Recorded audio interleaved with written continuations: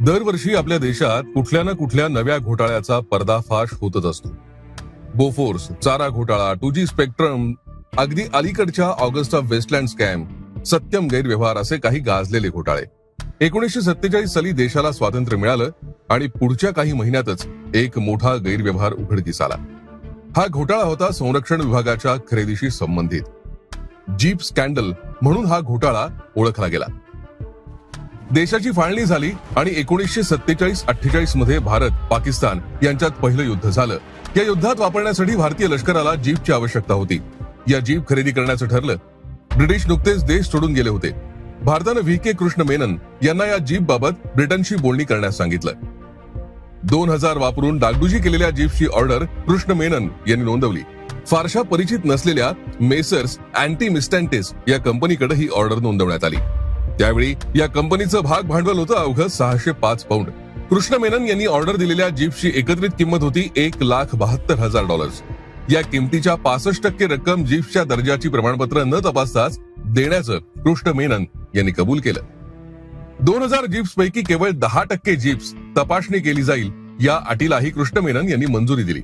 मूळ करारानुसार जीप्सच्या तपासणीनंतर 65%, जीप्सचं हस्तांतरण होताना 20% आणि उर्वरित रक्कम जीप्स मिळाल्यानंतर 1 महिन्यांनी द्यायचे होते. सुरुवातीच्या टप्प्यात 155 जीप्स भारतात आल्या. त्यापैकी एकाचीही दुरुस्ती होणं शक्य नव्हतं. साहजिकच संरक्षण खात्यानं या जीप्स स्वीकारायला नकार दिला आणि अँटी मिस्टँटिसनं पुढच्या जीप्स पाठवणं थांबवलं. या कंपनीशी संपर्क करायचा प्रयत्न कृष्ण मेनन करत होते, मात्र तो होऊ न शकल्यानं SCK एजन्सीज या कंपनी बरोबर 1007 जीप्स खरेदीचा नवा करार करण्यात आला.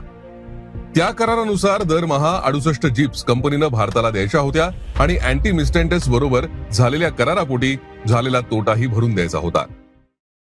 या नव्या करारातील एका जीपची किंमत होती 458 पाऊंड, तर अँटी मिस्टँटिस ज्या जीप पुरवणार होती त्या एका जीपची किंमत होती 300 पाऊंड. इथे मेनन यांनी करार बदलला.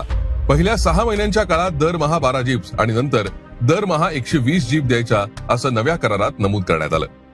या कंपनीनं प्रत्यक्षात फक्त 49 जीप्स भारतात पाठवल्या आणि पहिल्या करारात झालेला तोटा भरून द्यायला नकार दिला.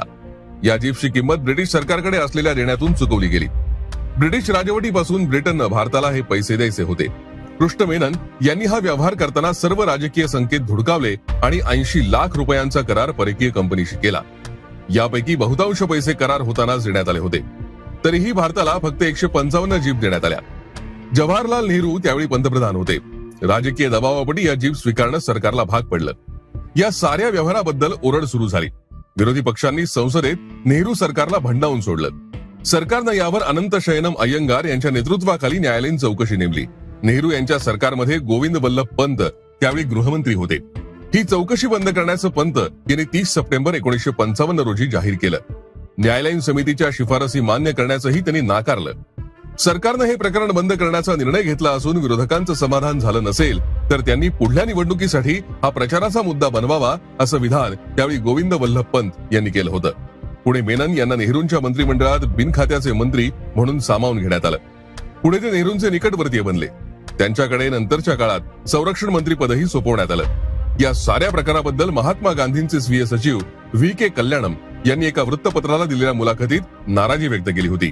पण अखेर अनेक घोटाळ्यांपैकी हा जीप खरेदी घोटाळाही पुढे फायलींमध्ये बंद झाला.